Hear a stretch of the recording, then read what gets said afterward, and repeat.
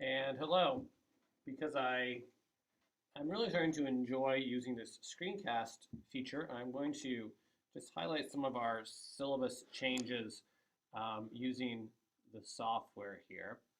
And what has changed is around our course outline.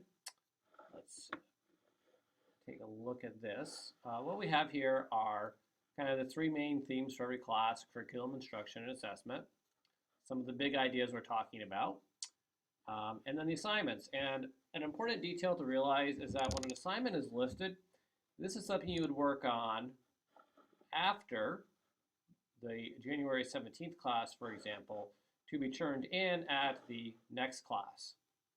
So after our last class, something you should have worked on would have been an industry survey and crosswalk, which was to sit down with your advisory committee, find out what their priorities were, and to relate those to the state competencies and see if they lined up. And that will be turned in the next time we get together. So what we have decided is, because there are a number of people who are going away over holiday break, we are going to do away with this half-day class on February 28th, and we're going to do basically a full-day session on March 7th. The issue is we do still have content we have to cover, even though we were not together. And some of these things we can actually do without getting together. Those would be things like reading the chapters and Teach Like a Champion. Certainly you can do that independently.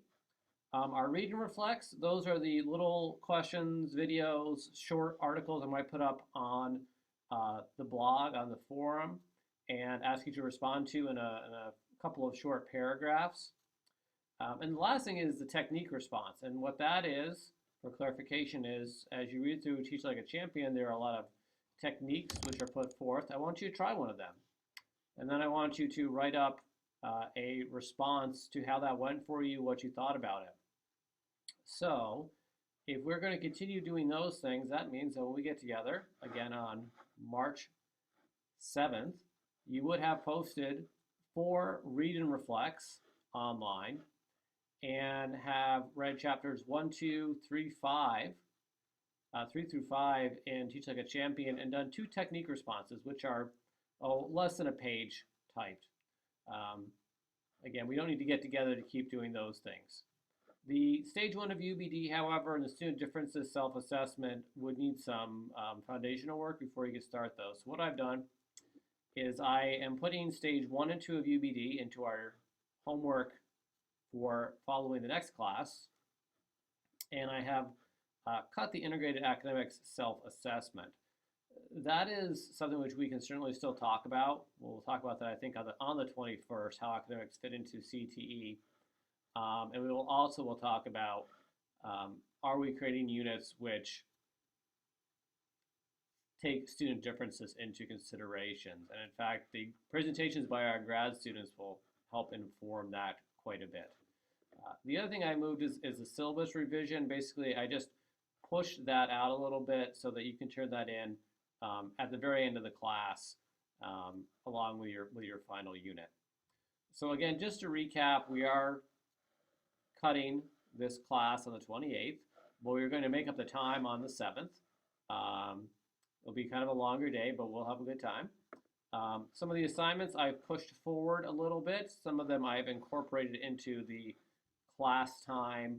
And again, the readings I still feel like you can just continue doing. So over your winter break, if you want to read those chapters, take half an hour to log into the discussion board, and then maybe when you come back, try out one of those techniques and write up a little response on it.